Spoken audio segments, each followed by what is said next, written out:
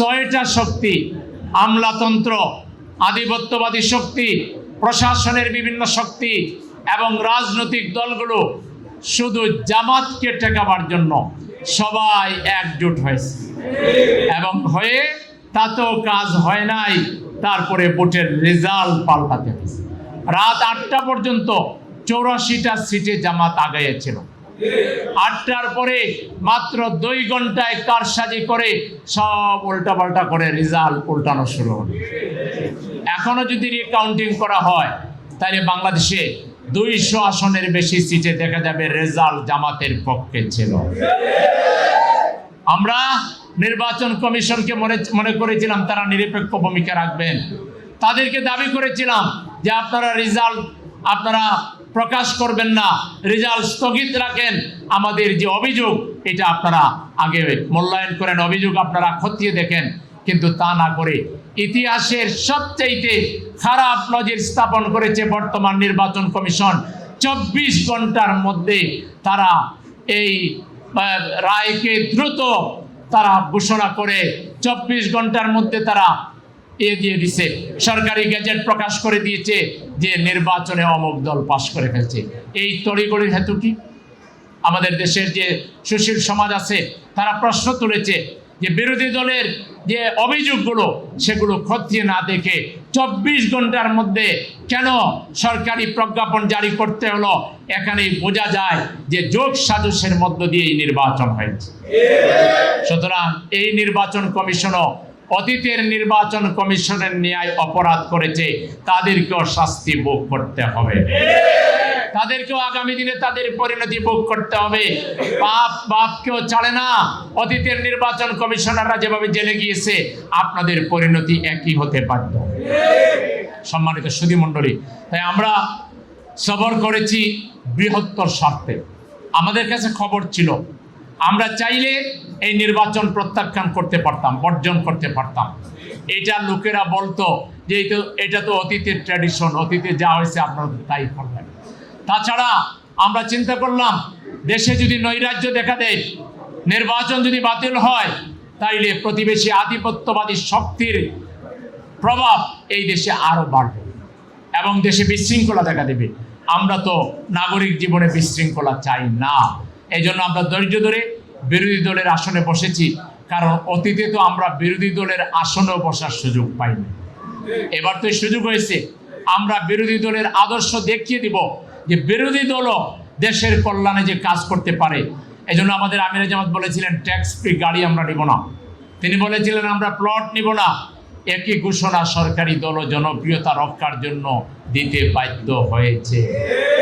আমির জামাত বলেছিলেন বিদেশে যদি আমাদের কোনো নাগরিক মারা যায়, সরকারি করেছে দেশে এনে দাফন করতে হবে, এটাও তারা বলতে বাধ্য হয়েছে।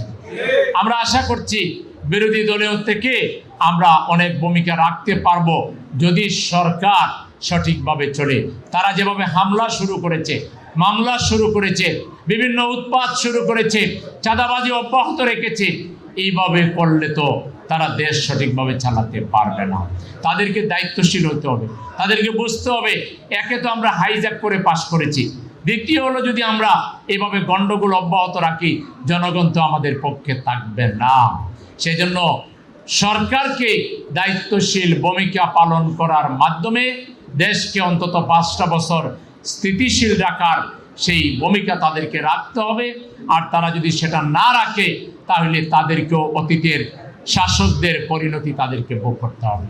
আমরা ক্ষমতার পাগল নয়, ক্ষমতার বাইরে থেকেও সামাজিক কাজ, মানবিক কাজ, আমরা আজকে একটা অ্যাপ গোটা সিটির জন্য তৈরি করেছি, নাগরিক সেবার জন্য আমরা সেবা অ্যাপ নামে একটা অ্যাপ তৈরি করেছি। এখানে যে কেউ তার সমস্যার কথা এই অ্যাপে লিখে দিলে, সেটা ব্যক্তিগত হোক, পারিবারিক হোক, জমি জমা নিয়ে হোক, রাস্তাঘাটের হোক, গ্যাস হোক, বিদ্যুৎ হোক, যে কোনো বিষয়ে যদি তারা আমাদেরকে জানান, সাথে সাথে আমাদের টিম যাবে, কথা শুনবে, যেটুকু সম্ভব প্রাইভেটলি আমাদের পক্ষ থেকে করা সেটা আমরা করে দেব।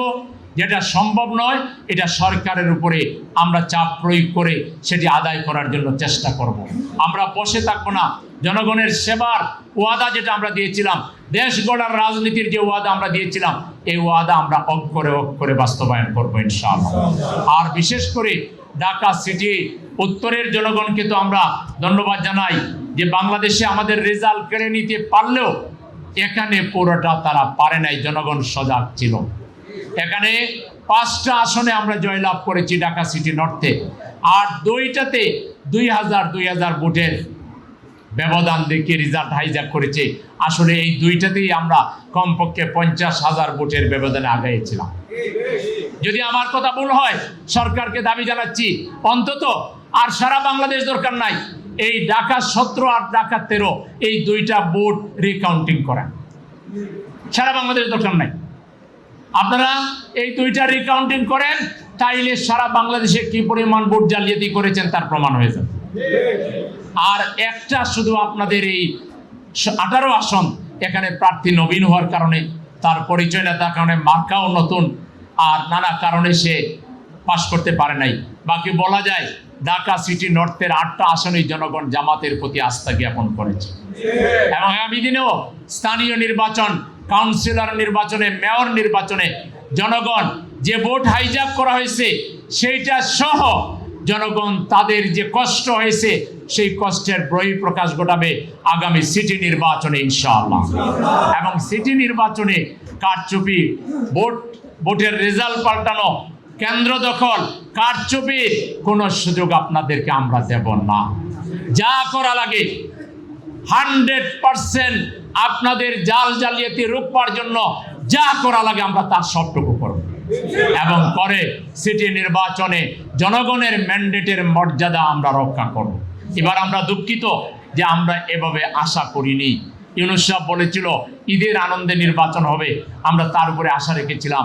তারা বেড়া যে ক্ষেত খাবে, রক্ষক যে ভক্ষক হবে, এটা আমরা কল্পনা করিনি। আজকে রিজওয়ানা হাসান তো বলে দিলেন ওনারা আমাদেরকে হারিয়ে দিয়েছেন। আমরা যাতে ক্ষমতায় আসতে না পারি ওনারা এই ব্যবস্থা নিয়েছেন। তো সরকার যদি, রেফারি যদি কারো পক্ষে চলে যায়, তাইলে যত ভালোই খেলেন আপনি গোল দিতে পারবেন না, আপনি কিছু করতে পারবেন না। সেজন্য আমরা আশা করব আগামী দিনে আমরা এটা প্রতিশোধ নিব। ভোটের রায়, জনগণের ম্যান্ডেটের সম্মান রক্ষা আমাদের জীবনের বিনিময় করে আমরা জনগণের সম্মান রক্ষা করবো ইনশাআল্লাহ। সম্মানিত সুধীমণ্ডলী, সুতরাং এই ঢাকা সিটিতে জনগণ যে আস্থা রেখেছে, তাদের এই আস্থার জবাব আমরা কাজের মাধ্যমে দিতে চাই, আমলের মাধ্যমে দিতে চাই, তাদের পাশে দাঁড়াতে চাই। সেজন্য আমরা নতুন অ্যাপ তৈরি করে ছেড়ে দিয়েছি। আপনারা আপনাদের সমস্যাগুলো বলবেন, আর এই সামাজিক কাজ, মানবিক কাজগুলো সঠিকভাবে করার জন্য আপনাদের সহযোগিতা আমরা চাই, দোয়া চাই। আপনারা অতীতের ন্যায় বা অতীতের চাইতে ডাবল ট্রিপল ভাবে আপনারা আমাদেরকে সহযোগিতা করবেন, যাতে করে আমরা মানুষের পাশে দাঁড়াতে পারি। আপনারা কি আমাদেরকে সহযোগিতা করবেন? ভালোভাবে সহযোগিতা করতে রাজি আছেন কে কে? ইনশাআল্লাহ আপনাদের সহযোগিতার প্রত্যাশা রেখে আপনাদের সবাইকে সালাম এবং শুভেচ্ছা জানিয়ে, ধন্যবাদ জানিয়ে, ইনশাআল্লাহ জামাত ইসলামী আগামী দিনের বাংলাদেশের নেতৃত্ব দিবে, এই ব্যাপারে আপনারা পূর্ণ আস্থা রাখুন। আমরা আমাদের দুর্বলতা বুঝতে পেরেছি, আমরা আমাদের সরলতা বুঝতে পেরেছি। আগামী দিনে এই সুযোগ আমরা আর কাউকে দেব না। জামাতের নেতৃত্বেই আগামীর কল্যাণ রাষ্ট্রের অপেক্ষায় আমরা থাকলাম।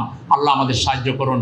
নাসরুম মিনাল্লাহি ওয়া ফাতহুন কারীব ওয়া বাশশিরিল মুমিনিন। আসসালামু আলাইকুম ওয়া রাহমাতুল্লাহি ওয়া বারাকাতুহু।